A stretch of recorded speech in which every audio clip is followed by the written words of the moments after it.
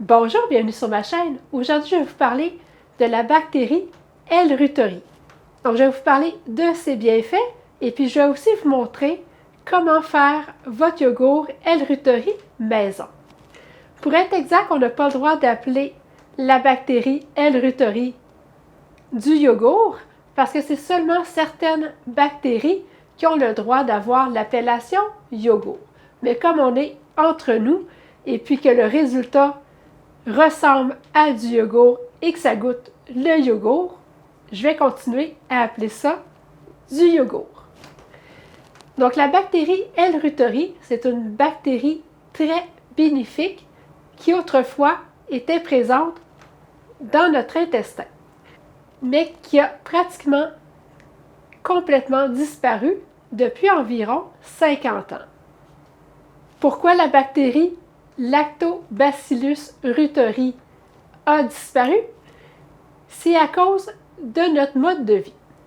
Donc, on utilise beaucoup d'antibiotiques. C'est aussi à cause de l'alimentation ultra transformée et de notre hygiène excessive. Donc, avant, c'était une bactérie qui était transmise de la mère à l'enfant lors de l'accouchement.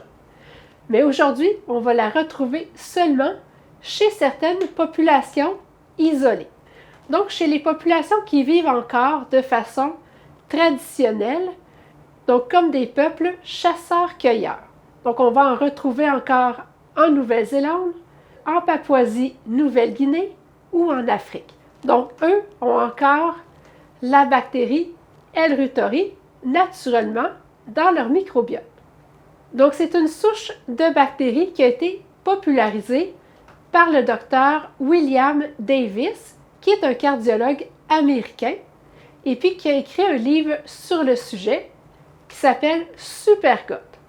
Donc, si vous avez déjà entendu parler de cette bactérie, c'est sûrement grâce à des entrevues que vous avez vues faites par le docteur William Davis. Donc, selon ses recherches, la bactérie L. reuteri peut aider à soutenir notre métabolisme en améliorant la régulation de la glycémie. Donc, quand notre glycémie est stable, notre poids est aussi plus facile à contrôler parce que c'est les pics d'insuline qui nous font prendre du poids. Mais si notre glycémie est stable, le poids est beaucoup plus facile à contrôler. Donc, ça peut aider à perdre du poids ou à maintenir notre poids santé. Ça va aussi stimuler la production d'une hormone qui s'appelle oxytocine, qu'on appelle aussi hormone du bonheur, parce que ça va favoriser une meilleure humeur, ça va aussi aider à réduire le stress, et puis qui va aussi améliorer nos liens sociaux. Donc, on va développer de l'empathie. Et puis, elle va aussi avoir des pouvoirs anti-inflammatoires, et puis ça va aider à renforcer notre système immunitaire. Il y a aussi des recherches qui suggèrent qu'elle va même aider au niveau de la densité osseuse, qu'elle va aussi améliorer la masse musculaire et puis ça aide aussi à avoir une peau en santé. Donc, on va avoir une plus belle peau. Donc, pour profiter de tous ces bienfaits, c'est important de consommer un yogourt qui va avoir une quantité suffisante de bactéries. Donc, le yogourt qu'on va faire maison va contenir des centaines de milliards de bactéries. Donc, ça va être suffisamment de bactéries qui vont pouvoir survivre à l'estomac. Parce que le problème avec les yogourts qu'on retrouve à l'épicerie, c'est qu'ils ne contiennent pas assez de bactéries. Donc, une fois passée la digestion, la plupart des bactéries ont été détruites. Qu'avec ce yogourt-là, ça va contenir suffisamment de bactéries qui vont pouvoir aller peupler notre microbiote. Le yogourt qu'on retrouve à l'épicerie a normalement un temps de fermentation d'environ 8 heures, que le yogourt qu'on va faire maison, on va le laisser fermenter 36 heures, et puis on va aussi y ajouter des prébiotiques. Donc, on va nourrir nos bactéries pour pouvoir les aider à se multiplier encore plus. Donc, comme ça va être un yogourt extrêmement riche en bactéries, quand vous allez commencer à le consommer, allez-y graduellement. Donc, commencez par 1 à 3 cuillères à soupe par jour. Et puis, si vos intestins vont bien, augmentez graduellement jusqu'à 1/2 tasse par jour. Donc, ça vaut vraiment la peine d'essayer le yogourt L-Rutori. Donc, votre intestin et même votre humeur vont vous en remercier. Si vous voulez en apprendre plus sur l'alimentation cétogène, allez visiter mon site ketosantéplus.com. Vous allez aussi y retrouver plus d'une centaine de recettes. Donc, je m'installe et je vous reviens dans quelques secondes.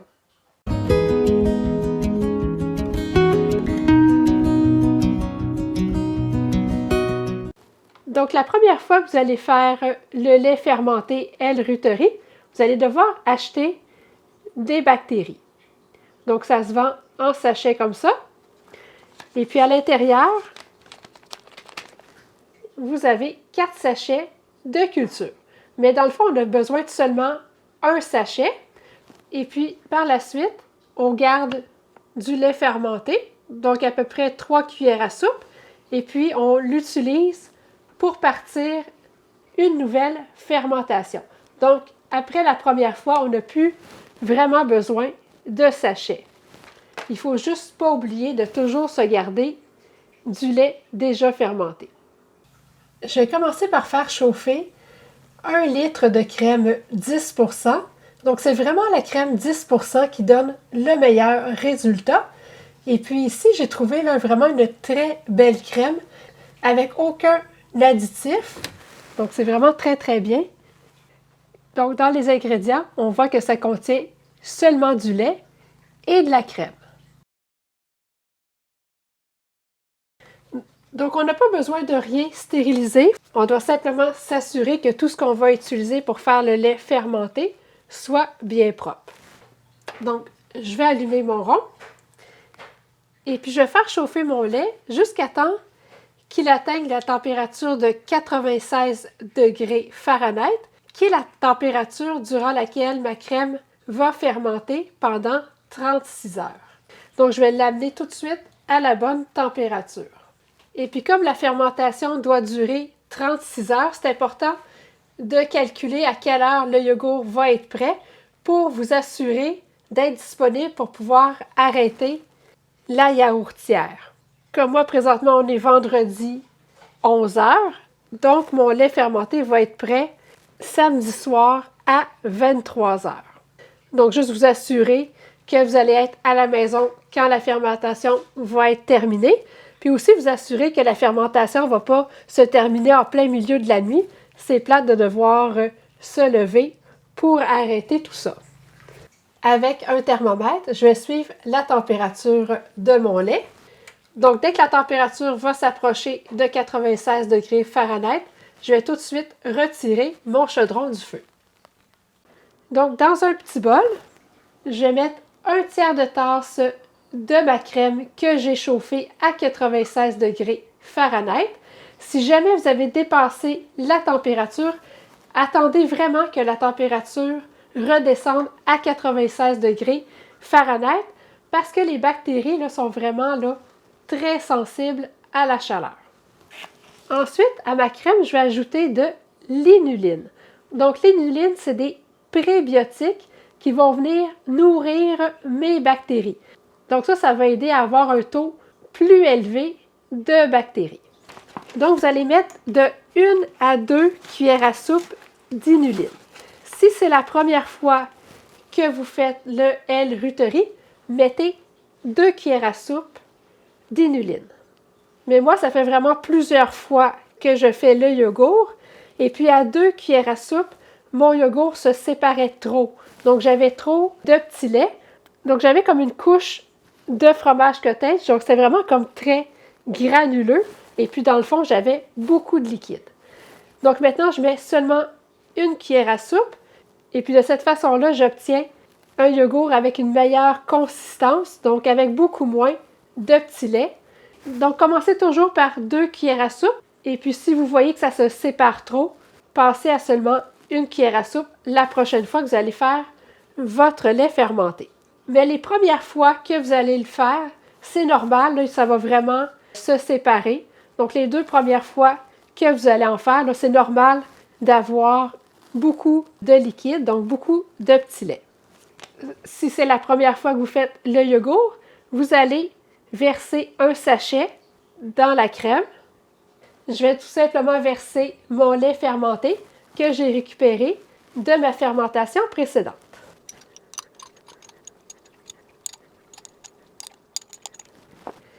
Je vais bien brasser.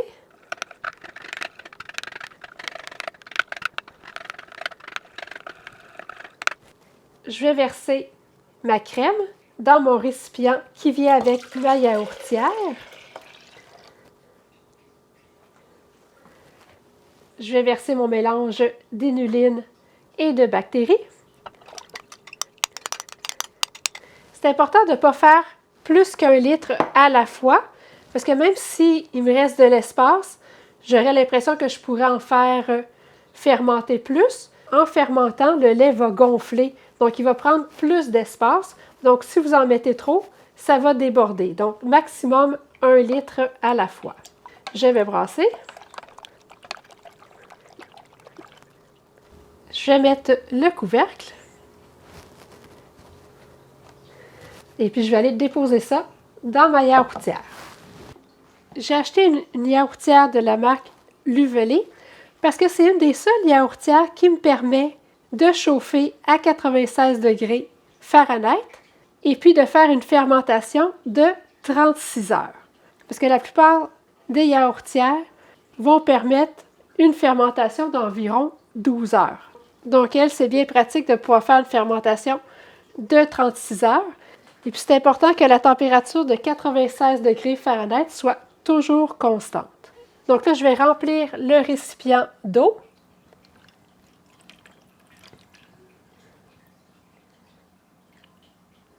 Donc, je vais programmer la température à 96 degrés Fahrenheit. Et puis, je vais mettre le temps à 36 heures. Et puis, c'est bien important d'appuyer sur « Confirmer ». Et voilà, la fermentation est débutée.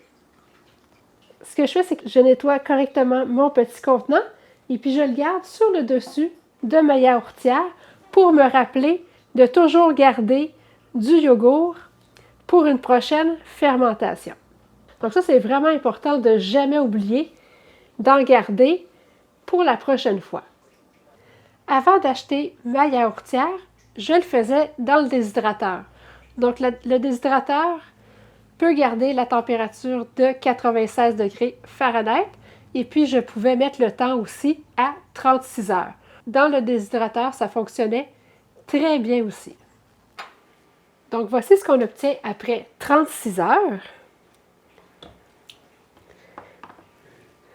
Sur le dessus, on a le yogourt et puis le liquide dans le fond, c'est ce qu'on appelle le petit lait. Donc le petit lait, là, c'est très riche en protéines.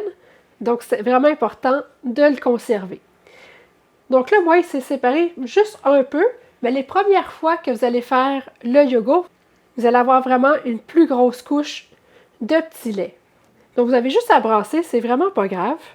À force de faire le yogourt, le petit lait devrait moins se séparer du yogourt. Mais si après plusieurs fois, vous trouvez que ça se sépare encore trop, bien faites comme moi, diminuez l'inuline à 1 cuillère à soupe. Depuis que je fais le yogourt avec seulement 1 cuillère à soupe d'inuline, je trouve que j'obtiens un yogourt avec une plus belle texture.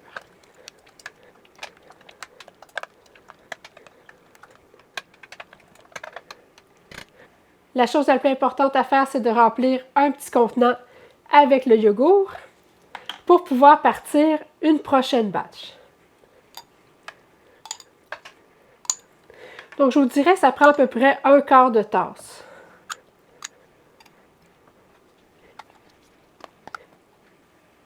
Donc, je vais conserver ça au réfrigérateur jusqu'à temps que j'ai besoin de refaire une nouvelle batch de yogourt. Je transfère toujours le yogourt dans un autre plat pour être sûr qu'il n'y arrive pas d'accident au plat d'origine de la yaourtière. Et puis là, je vais conserver ça au réfrigérateur pendant au moins 8 heures avant de pouvoir le consommer parce qu'il faut s'assurer d'arrêter le processus de fermentation. Quand on débute la consommation du yogourt L-Rutori, il est recommandé de commencer par seulement 2 cuillères à soupe par jour et d'augmenter graduellement jusqu'à une demi-tasse par jour. Avant de vous parler des valeurs nutritives, faites-moi un thumbs up si vous aimez la vidéo. Une demi-tasse de yogourt L-Rutori fait avec de la crème 10% va contenir 10 g de lipides, 3 g de glucides nets et puis 2 g de protéines. N'hésitez pas à partager la vidéo et si vous n'êtes toujours pas abonné à ma chaîne, n'oubliez pas de le faire pour ne manquer aucune nouvelle recette. Merci et à bientôt!